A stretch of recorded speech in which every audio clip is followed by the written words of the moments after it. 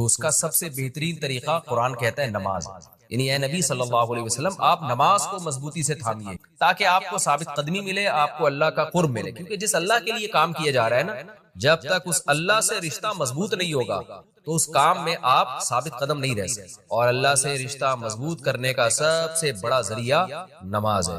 اس لیے قرآن کہتا ہے اقیم الصلاۃ، آپ نماز قائم کیجئے، لدلوک الشمس، سورج کے ڈھلنے کے وقت۔ سورج کب ڈھلتا ہے؟ جب بالکل بلندی پہ جا کے ڈھلنا شروع ہوتا ہے تو ظہر کا وقت شروع ہوتا ہے، الی غسق اللیل، رات کے اندھیروں تک، یعنی اس میں 4 نمازیں آ گئی۔ سورج جب ڈھلتا ہے نا بالکل بلندی پر ہوتا ہے، تھوڑا سا ڈھلتا ہے ظہر کا وقت، مزید ڈھلان پیدا ہوتی ہے عصر کا وقت، مزید ڈھلتا ہے مغرب کا وقت، اور پھر الی غسق اللیل، سورج تو غائب ہو جاتا ہے مغرب کے بعد، پھر رات کے اندھیرے میں یعنی عشاء کا وقت، وقرآن الفجر، اور فجر کے وقت میں، فجر کی تلاوت کے وقت۔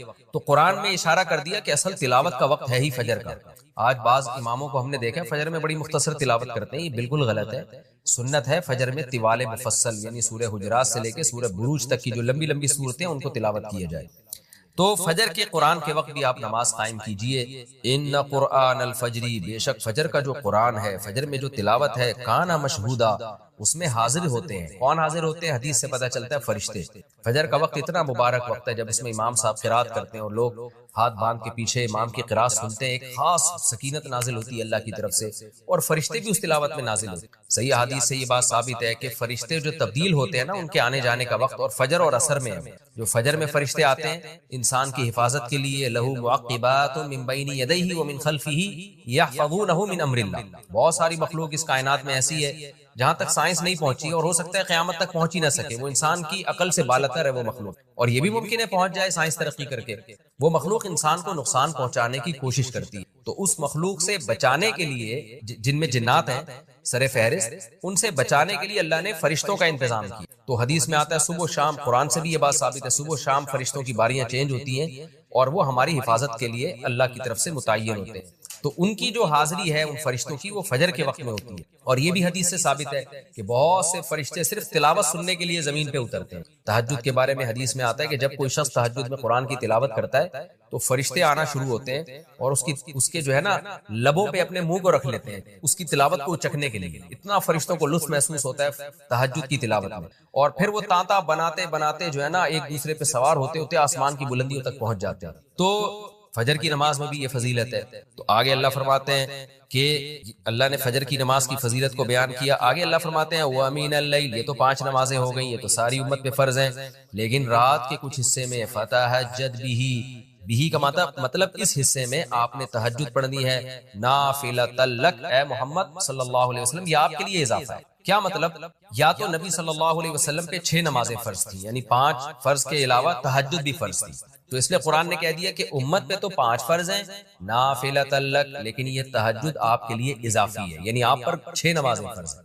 ایک مطلب تو یہ بھی ہو سکتا ہے، اور جو علماء اس کے قائل ہیں کہ نہیں نبی پر تہجد فرض نہیں تھی، تو ان کے نزدیک اس آیت کی تفسیر یہ ہوگی کہ یہ آپ کے لیے ایک اضافہ ہے اللہ کے قرب حاصل کرنے، یعنی 5 نمازیں تو پڑھنی ہی پڑھنی ہے، لیکن آپ اللہ کے قرب کے لیے ایک اضافی چیز بھی آپ کو دی جا رہی ہے تاکہ آپ کے درجات اور زیادہ بلند ہوں۔ تو ایسی صورت میں یہ صرف نبی کے ساتھ خاص نہیں ہے، کیونکہ خطاب نبی سے چل رہا ہے، اس لیے اللہ نے کہہ دیا آپ کے لیے اضافہ، ورنہ حقیقت میں پوری امت کے لیے یہ اضافہ ہے۔ آگے اللہ فرماتے ہیں عسیٰ ان یبعثک ربک، امید ہے کہ آپ کو آپ کا رب پہنچا دے مقام محمود۔ یہ مقام محمود کیا ہے؟ شفاعت کبریٰ، یعنی تمام پیغمبر نبی کے پاس آئیں گے کہ آپ سفارش سے آغاز کریں، یعنی سفارش کا آغاز آپ سے ہوگا، پھر آپ صلی اللہ علیہ وسلم سفارش کریں گے۔ تو یہ ایک سب سے اونچا مقام ہے جو اللہ قیامت کے دن رسول اللہ صلی اللہ علیہ وسلم کو دے گا، اور جس سے آپ کی تمام پیغمبروں پر فضیلت ثابت ہو جائے گی کہ جب تک آپ کی طرف سے شفاعت کی ابتدا نہیں ہوگی کوئی اور پیغمبر سفارش نہیں کریں گے۔ تو اللہ نبی صلی اللہ علیہ وسلم کو تسلیاں دے رہا ہے کہ یہ مشرکین کا جو آپ کے اوپر بے پناہ دباؤ ہے، جبر ہے،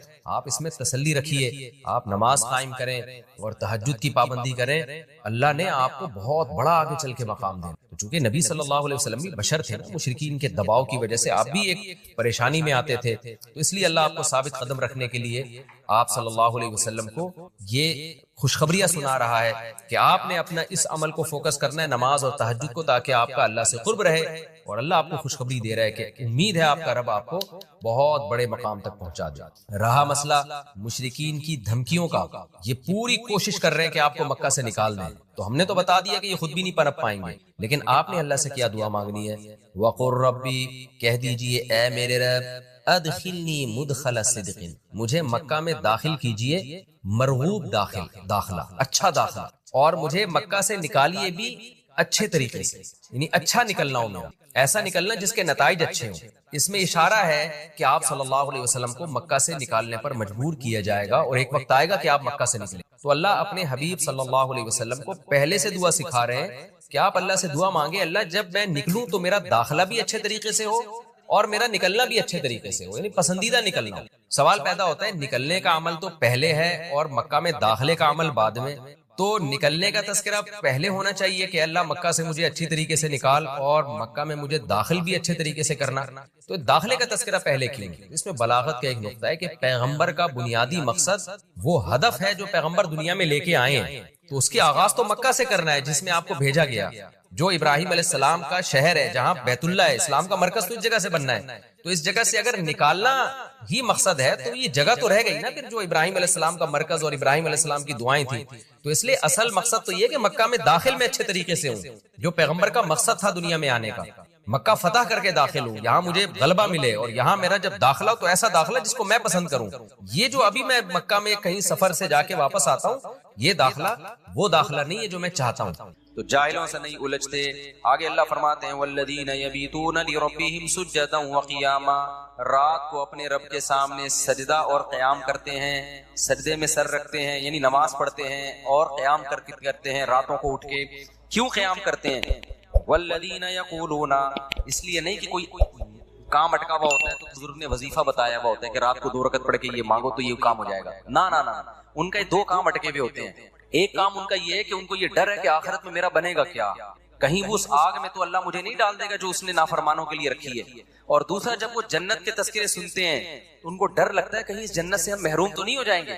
کتنا قرآن میں اللہ نے جنت کو بیان کیا، ایسے باغات، ایسی نہریں، ہمیشہ کی زندگی جس میں کبھی بڑھاپا نہیں آئے گا، موت تو دور کی بات، تھوڑی دیر کے لیے تصور کر لو اگر واقعی ایسا ہے تو یار یہ کوئی کم نعمت ہے۔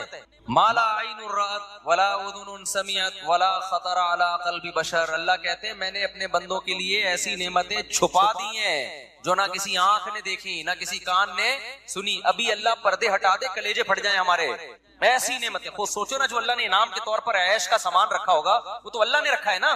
دنیا میں اتنے مزے کی چیزیں اللہ نے پیدا کر دی ہیں، شدید بھوک لگی ہوئی ہو ٹائٹ والی، اور گرم گرم نہاری آئے اس میں نلی بھی ہو اور مغز بھی ڈلا ہوا، اور گرم گرم ہوٹل کی وائٹ آٹے والی روٹی ڈاکٹروں کے مشورے کے بغیر، کیونکہ جہاں ڈاکٹر کا مشورہ ہوگا نا کھانے میں مزہ ختم ہو جائے گا۔ ذہن میں رکھ، جب مزے کی چیز کھانے کا دل کیا کرے تو ڈاکٹر سے کبھی بھی مشورہ نہیں لیا۔ تو یہ کیسی نعمتیں ہیں۔ افطار میں ہمیں کتنا مزہ آتا ہے جس دن زیادہ بھوک لگے اور زیادہ پیاس لگے، کیسا مزہ آتا ہے۔ دنیا میں یہ وہ مزہ ہے جو کچھ جس کی 2 ٹکے کی حیثیت نہیں۔ کنوارا آدمی پہلے زمانے میں، اب تو پتہ نہیں کیا کیا الٹے الٹے کام کنواروں نے شروع کر دیے ہیں، ان کی شادی کی لذت بھی اللہ نے چھین لی ہے ان کنواروں سے۔ پہلے اتنا کچھ اوٹ پٹانگ دیکھ چکے ہوتے ہیں، ورنہ پہلے زمانے میں، اب بھی بہت سے نیک لوگ بھی ہیں، ایسا نہیں ہے، جب لڑکے کی شادی کا ٹائم آ رہا ہوتا تھا نا، دن گن رہے ہوتے تھے، تاریخیں گن رہے ہوتے تھے، گھنٹے، منٹ، سیکنڈ۔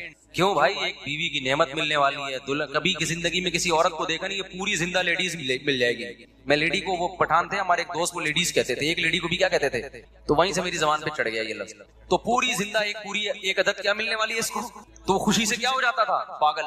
تو حالانکہ اللہ کیا کہہ رہا ہے، حور مقصورات فی الخیام، میں نے اپنے نیک بندوں کے لیے حوریں خیموں میں چھپا کے رکھ دی ہیں۔ اس لیے جو کنوارے چھڑے چھاٹ ہے نا، نہیں مل رہی، زیادہ غم نہ کرو، وہاں کیا ہوگا، مل جائے گی۔ اور جو 4 لے کے بیٹھے ہوئے ہیں ان پہ زیادہ حسد کرنے کی ضرورت نہیں ہے، وہ بھی قبر میں جانے والے ہیں تھوڑے، میں بھی قبر میں ہی جاؤں گا، آپ بھی قبر میں، اور بہت سے 4 یا 3 والے یا 2 جو بھی ہیں کنوارے سڑ رہے ہوتے ہیں، ان کو دیکھا اس کی سالے کی 2 ہو گئی، اس کی سالے کی۔ ایک دفعہ تو مجھے کسی نے بھیجا 3 لے کے بیٹھے ہوئے، وہ ہماری ایک بھی نہیں ہو رہی، ایسا سڑے ہوئے میسج بھیجے نا اس نے، سڑے ہوئے میسج بھیج۔ میں نے کہا دھواں نکل رہا ہے یار، میں نے میری وجہ سے تھوڑی ہے کہ تیری نہیں ہو رہی، تجھے کیوں تکلیف ہو رہی ہے یار۔ پھر میں نے اس کو تسلیاں دی، میں نے کہا اللہ کرے گا ہو جائے گی۔ وہ کہہ رہا ہے میری کرا، تو میں نے کہا کرانے وارانے کا کام میرے بھائی، کیونکہ یہ بڑے پکیڑے ہیں، اس میں 2 نمبر لوگ نکل آتے ہیں، اب گلے ہمارا پکڑیں گے پھر وہ لڑکی والے، اس نے کرائی ہے۔ تو تو اس لیے اصل کیا ہے میرے بھائی؟ جنت مقصورات فی الخیام. اللہ کہہ رہے ہیں میں نے انا انشأناہن انشاء، میں نے اسی جنت کی مٹی سے ان حوروں کو بنایا ہے. اللہ نے بنایا ہے کس کے لیے؟ اسپیشل جنتیوں کے لیے جو یہاں قربانیاں دیں گے. فجعلناہن ابکارا، ہمیشہ کے لیے کنواری بنایا اللہ نے. اور عربا اترابا، ہم عمر میں کیوں؟ دنیا میں ہم عمر لوگ اس لیے لڑکی تلاش نہیں کرتے کہ ایجڈ ہوتی ہے تو اس میں لوگوں کا خیال ہے کہ خوبصورتی میں کمی آ گئی ہوگی، لیکن اصل میں جو آپ کے مینٹل لیول کی ہوتی ہے نا بیوی، وہ وہی ہوتی ہے جو آپ کی ایج اور اس کی ایج بولو برابر. تو اس لیے علماء کہتے ہیں کہ جنت کی حور خوبصورت ہوگی لیکن اس کی جو مینٹل لیول ہے نا وہ آپ کے، تاکہ آپ کو اس سے بات چیت میں گپ شپ میں لطف آئے، مزہ آئے، ذہین ہوگی. تو کیسا اللہ نے انتظام کیا اپنے نیک بندوں کے لیے بھائی. یا تو یہ اللہ کے سیاسی وعدے ہیں تو پھر سر پہ ٹوپی پہننے کی بھی کیا ضرورت ہے یار؟ کیا خیال ہے؟ پھر یہ کپڑوں کے تکلف کی بھی ضرورت نہیں ہے. امریکہ میں ایسے علاقے ہیں جہاں لوگ کپڑے ہی نہیں پہنتے، کہتے ہیں خام خامے بلا وجہ ناڑا باندھو، بیلٹ باندھو. کیا ضرورت ہے یار؟ ایسے انجوائے کرو، بالکل ہی آزاد ہو جاؤ. کیا خیال ہے؟ وہ شراب پیتے ہیں، وہ زنا کرتے ہیں، وہ سود کھاتے ہیں. دنیا میں ایسے لوگ بھی گزرے جنہوں نے 100 انسانوں کو قتل کیا. کیوں کر دیا؟ بولا بھائی جب کوئی حساب و کتاب ہی نہیں ہے تو 100 کیا 200 کو مار دو بھائی. جس کی لاٹھی اس کی بھینس. ان کو جب سمجھایا ظلم ہے تو کہنا کیا ہے ظلم ہے تو ہم کریں گے ظلم. ایسے لوگ ابھی بھی ہیں، شیطانی قوتوں کو پروموٹ کر رہے ہیں. وہ ماؤں کے باپوں کے قتل کرواتے ہیں پیسوں کی خاطر. ایسے لوگ بھی ہیں، چند ٹکوں کی خاطر ماں کو قتل کر دیا. تو کیا خیال ہے اللہ چھوڑ دے گا ان کو؟ تو نہیں بھائی، اللہ یا تو، اور جو اللہ کے لیے قربانیاں دے رہے ہیں، بوڑھے ماں باپ کو گھر میں رکھا ہوا ہے کہ نہیں جی انہوں نے مجھے پالا، میں اپنی جان قربان کر دوں گا، مال قربان کر دوں گا، ان پہ آنچ نہیں آنے دوں گا. کیا خیال ہے ایک ماں باپ کا قاتل اور ایک ان کے قدموں میں جنت تلاش کرنے والا، دونوں کا سیم انجام ہوگا؟ اللہ مار کے مٹی کر کے ختم کر دے گا؟ نا نا نا نا نا نا، اللہ ایسا ظالم نہیں ہے. اللہ کہتا ہے جو اچھا کرے گا تو بہت اچھا کروں گا میں اس کے ساتھ، کیونکہ تو نے اچھا کیا اپنے حساب سے، میں اچھا کروں گا اپنے حساب سے. تو نے برا کیا اپنے حساب سے، میں تیرے ساتھ برا کروں گا. کس کے حساب سے؟ اپنے حساب سے. برا کا مطلب برائی کا بدلہ دوں گا جو میں، وہ اپنے حساب سے دوں گا. پھر میں، تو نے میری نافرمانی کی ہے. دنیا میں جب آپ ایک قتل کرتے ہیں، دنیا میں سزا کیا ملتی ہے؟ پھانسی پہ لٹکا دیں گے آپ کو. اللہ کہتے ہیں دنیا کی سزا ہے بغیر توبہ کے آ گیا تو اس قتل کی سزا میں تجھے جہنم کی آگ دوں گا، کیونکہ تو نے ایک انسانی جان کو قتل کر کے صرف انسان کا نقصان نہیں پہنچایا، میرے حکم کی دھجیاں اڑائی ہیں تو نے. تو ایک سزا الگ سے ہوگی کہ خدا کا حکم کیوں توڑا ہے. جہنم میں جو جائے گا قتل کی وجہ سے نہیں بلکہ خدا کے حکم کو توڑنے کی وجہ سے، کہ گاڈ کے حکم کو جس نے تجھے کھلایا پلایا، اللہ کے حکم کو توڑا ہے تو نے. تو میرے بھائی جب اللہ کی سزا بہت سخت ہے تو یہ کیسے ہو سکتا ہے جو اتنی سخت سزائیں دے رہا ہو نیک لوگوں کو بدلہ تھوڑا سا دے رہا ہو؟ یہ تو عجیب سی بات ہو گئی نا. مجھے ایک بات بتاؤ، ایک آدمی بڑا مشہور ہے جی علاقے میں، نیا ایس ایچ او آیا اور نیا ڈی ایس پی صاحب کوئی آ گئے اور بڑے ظالم قسم کے انہوں نے کیا کیا کہ جی، یا کوئی گورنمنٹ آ گئی، فرض کرو بڑی خطرناک قسم کی گورنمنٹ آئی، ایک آدمی مسجد سے چپل چورا کے بھاگا، چوری کر کے بھاگا. گورنمنٹ نے کیا کیا؟ پھانسی کے پھندے پہ لٹکا دیا اس کو. لوگ کہیں گے سر آپ تو بڑے ظالم ہو. کہیں نہیں بھائی، ہم نے ملک سے جو ہے نا جرم کو ختم کرنا ہے. ایک چپل بھی کوئی چرائے گا ٹھا گردن اڑا دیں گے. ایک آدمی نے کیا کیا؟ ملک کے لیے قربانی دی، جنگ میں لڑا، بڑا زبردست، جان بس بچ گئی، اس کو انعام میں 5 روپے دے دی وزیر اعظم نے یا صدر مملکت نے. کہیں گے حضرت اس نے اتنی بڑی، اس نے ایٹم بم بنایا، اس نے یہ کیا، اس نے وہ کیا. جس نے چپل چرائی تھی اس کو تو پھانسی پہ لٹکا دیا، اور جس نے اتنی بڑی بڑی قربانیاں دی اس کو کیا پکڑائے جا رہے ہیں؟ 5 روپے. کہے گا بھائی میں جرم کو روکنا چاہتا ہوں. تو ہم کہیں گے حضرت یہ آپ کی طبیعت میں نا بیلنس نہیں. اگر آپ چپل چوری کرنے والے کو پھانسی کے پھندے پہ لٹکاتے تو ہمیں تو وہ بھی برا لگا تھا، لیکن ہم نے سوچا کہ شاید جرم کے خلاف نا آپ کے دل میں نفرت بہت ہے.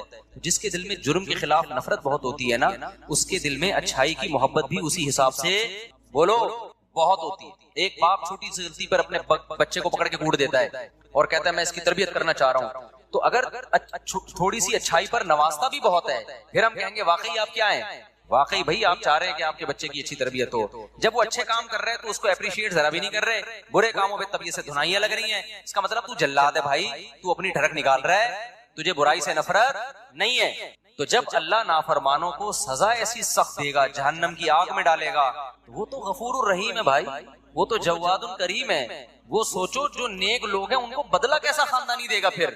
نہیں ہے بات، جبکہ وہ کہہ رہا ہے برائی میں ایک برائی پہ ایک جرم لکھا جائے گا، جبکہ نیکی میں ایک نیکی پہ کیا لکھا جائے گا؟ 10 نیکیاں لکھی جائیں گی. تو اس لیے جنت کا ہم تصور کرتے کرتے جہاں تک پہنچتے ہیں نا، جنت اس سے بھی اوپر کی چیز ہے. اس لیے ٹینشن نہ لیا کرو، صحیح ہے نا، کہ بے روزگاری ہے، بیگم نہیں ملی، صحیح آڑی ترچی مل گئی، ملی نہیں اس کو اتنی مل گئی، ہمیں ایک بھی نہیں ملی، جس کو ملی ہیں وہ بھی اللہ کا شکر ادا کرے، اس کو بھی اگر کبھی خدا نہ خواستہ اللہ نہ کرے کبھی کسی قسم کی، وہ تو ہونی نہیں چاہیے لیکن کبھی ہو گئی تو وہ کیا کرے، وہ بھی اللہ کا شکر ادا کرے۔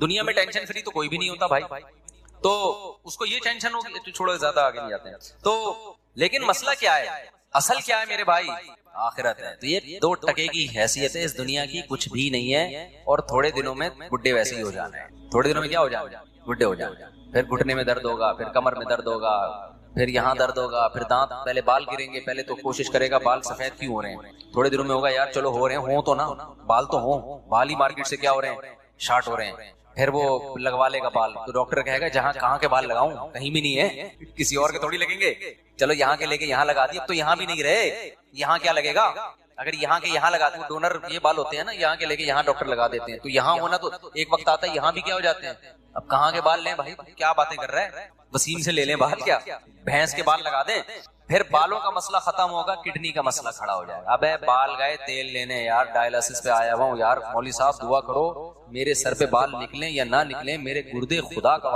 4 شادیاں گئیں تیل لینے، سمجھ میں آ رہی ہے بات، 3 شادیاں 4 شادیاں کہاں گئیں تیل لینے، میرے گردے کا بڑا مسئلہ چل رہا ہے آج۔ جب گردے ٹھیک ہوں گے یا نہیں ہوں گے وہ تو اللہ ہی جانتا ہے، اتنے میں پتہ چلے گا یہ فیٹی لیور ہے، آپ کے جگر میں چربی بہت چڑھ گئی، چربی چڑھ گئی ہے تو کیا کھائیں ڈاکٹر صاحب، ڈاکٹر کہیں گے آپ تربوز کھایا کریں، کیا کھایا کریں، تربوز کھایا کریں، یہ جو بھی ڈاکٹر کھلائیں وہ تو ڈاکٹر کو پتا ہے، سارے مزے چھوڑ گئے، پھر فیٹی لیور، پھر فلانا، گھٹنوں کا مسئلہ، یار کتنا لڑو گے موت سے، آپ نے بڑا زبردست لائف اسٹائل، جم، گھڑ سواری، سوئمنگ، سب کچھ کر کے دیکھ لیا، تو کب تک چھپو گے پیڑوں کی آڑ میں، کبھی تو ملو گے لنڈا بازار میں، موت کا فرشتہ کہے گا کتنا بھاگے گا۔ اور اللہ نے ہمیں حکم دیا سید الانبیاء سے جب تک محبت نہیں ہوگی تو میں اپنی محبت کو بھی تسلیم نہیں کروں گا، اے اللہ تو ہمیں بتا ہم نبی صلی اللہ علیہ وسلم سے، تیرے حبیب سے محبت کے لیے ہم کیا کریں۔ اللہ نے ہمیں بتایا درود شریف کی کثرت کیا کرو، تو ہم درود شریف کی کثرت کے قائل ہیں۔ ہم نبی سے پوچھتے ہیں کہ آپ اللہ کے سفیر ہیں، یا رسول اللہ ہم آپ پہ درود کیسے پڑھیں، ہمارے نبی نے وہ بھی ہمیں بتا دیا، فرمایا جب دور ہو تو اللہم صلی علی محمد یہ والے درود پڑھا کرو، فرشتے مجھ تک پہنچا دیں گے، اور جب میری قبر پہ آگے پڑھا کرو تو الصلاۃ والسلام علیک یا رسول اللہ، میں ڈائریکٹ تمہارے درود کو سن لیتا ہوں۔ تو ہمارے پاس اس بارے میں بھی ہدایات کیا ہیں، واضح ہدایات ہیں، اور درود پڑھنے سے عقیدہ توحید مضبوط ہوتا ہے۔ کیوں؟ درود اصل میں دعا ہے اللہ سے، کس کے لیے؟ پیغمبر کے لیے۔ اس میں اور عقیدہ بنتا ہے کہ بھائی پیغمبر بھی اللہ کی رحمت کے محتاج ہیں، تبھی تو ہمیں کہا جا رہا ہے پیغمبر کے لیے دعائیں مانگو۔ ہاں ہماری دعا کے محتاج نہیں ہے، اللہ نے تو ویسے بھی پیغمبر پہ رحم کرنا ہے، لیکن ہم انگلی کٹا کے اپنا نام شہیدوں میں لکھوا لیتے ہیں۔ تو ہمیں اللہ نے اپنے حبیب سے محبت کے اظہار کا یہ موقع دے دیا۔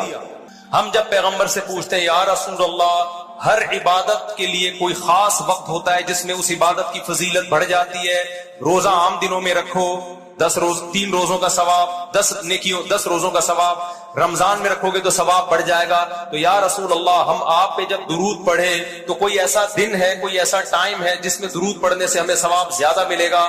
آپ صلی اللہ علیہ وسلم نے فرمایا ہاں، جمعے کے دن درود پڑھنے کا ثواب، حدیث کا مفہوم ہے، عام دنوں سے زیادہ ہے۔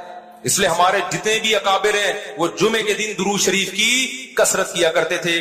یا رسول اللہ آپ اللہ کے حبیب ہیں، اللہ نے قرآن میں حکم دیا ہے من یطع الرسول فقد اطاع اللہ، جو پیغمبر کو فالو کرے گا، پیغمبر کی بات مانے گا، وہ ایسے ہی ہے جیسے اللہ کی۔ تو آپ ہمیں بتائیے درود شریف ہم نے بلند آواز سے پڑھنا ہے یا آہستہ آواز سے؟ ہمارے نبی نے ہمیں تلقین کی کیسے؟ آہستہ آواز سے۔ یا رسول اللہ درود ہم نے انفرادی طور پہ پڑھنا ہے یا جتھے بنا کے پڑھنا ہے؟ آپ صلی اللہ علیہ وسلم نے فرمایا دیکھو آخر میں ایک جنتی فرقہ ہوگا، وہ ہوگا جس پر میں اور میرے صحابہ کا عمل۔ صحابہ نے جتھے بنا کے درود کی محفلیں نہیں لگائی ہیں، جس صحابی کو جہاں موقع ملا انہوں نے کثرت سے پیغمبر پر درود پڑھا۔ ہم نے اپنے اکابر کو دیکھا ہے، اپنے علماء کو دیکھا ہے، آج بھی بزرگان دین کو دیکھا ہے، کوئی مسجد کے اس کے کونے میں بیٹھ کے تسبیحات میں لے کے درود شریف پڑھ رہا ہوگا، کوئی مسجد کے اس کونے میں بیٹھ کے۔ میرے شیخ اور اپنے علماء مشائخ کو میں نے دیکھا ہے جب مسجد نبی میں جاتے ہیں 2-2 گھنٹے، 1-1 گھنٹے، 2.5-2.5 3-3 گھنٹے، عصر سے مغرب تک کا پورا ٹائم پیغمبر صلی اللہ علیہ وسلم کے روضہ رسول کے نبی کے روضے کے قریب سارا ٹائم درود شریف میں گزار دیتے ہیں۔ یہ وہ طریقہ ہے جو پیغمبر سے محبت کا اظہار کا اللہ نے آپ کو بتایا ہے۔ اے اللہ ہم اور کس طرح سے آپ سے محبت کا اظہار کر سکتے ہیں؟ اللہ نے فرمایا کہ جو پیغمبر سے محبت کرنا چاہتا ہے اسے پیغمبر کے اخلاق اور عادات اپنی زندگی میں لانے پڑیں گے. ہمارے پیغمبر صلی اللہ علیہ وسلم جب رات کو تہجد کے لیے اٹھتے تھے تو اس کا خیال کیا کرتے تھے کسی کی آنکھ نہ کھلے. جب رات کے وقت آپ گھر میں تشریف لاتے اتنا آہستہ آواز سے سلام کرتے کہ جو جاگ رہا ہے وہ جواب دے دے, جو سو رہا ہے اس کی آنکھ نہ کھلے. لیکن ہم پیغمبر سے محبت کا اظہار کیسے کرتے ہیں؟ موبائلوں کے سگنل کیا ہو گئے؟ بند. یہ محبت کا اظہار کا کیا ہے؟ اتنے بڑے بڑے جلوس, ناچ گانے اور جو میوزک, موسیقی اور تھرکنا اور بھڑکنا اور روڈ بلاک کر دینا, سیکیورٹی کے مسائل کا کھڑا ہو جانا گورنمنٹ کے لیے, اور کس قدر لوگوں کو تکلیف اور اذیت پہنچنا. تو یہ پیغمبر صلی اللہ علیہ وسلم کی سیرت بولو نہیں ہے. یا رسول اللہ ہم آپ سے محبت کے اظہار کے لیے کون سا حلوہ پکا سکتے ہیں؟ ہم نبی سے محبت, جب تک پیغمبر سے محبت نہ ہو ایمان قابل قبول نہیں ہے.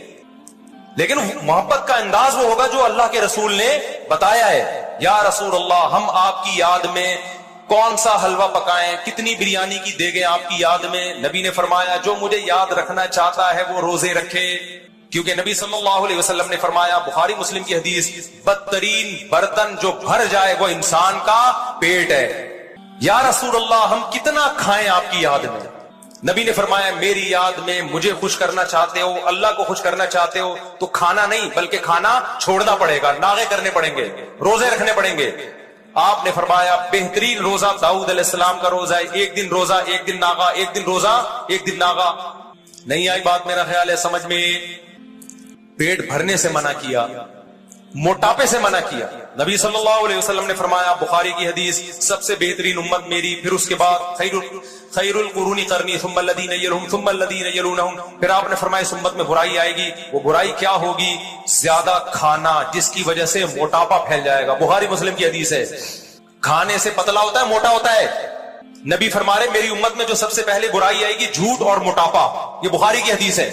ایک موٹاپا وہ ہوتا ہے جو نیچرلی ہوتا ہے, بہت سے اللہ والوں کو بھی ہم نے دیکھا ہے وہ بائی نیچر موٹے ہوتے ہیں, بھاری ہوتے ہیں, اس سے یہ کوئی گناہ نہیں ہے, وہ صحابہ کرام میں بھی تھے.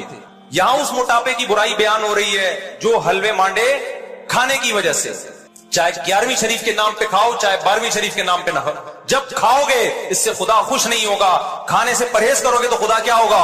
خوش ہوگا. آپ کہتے ہو ہم کھلاتے ہیں, کھاتے بھی تو ہو,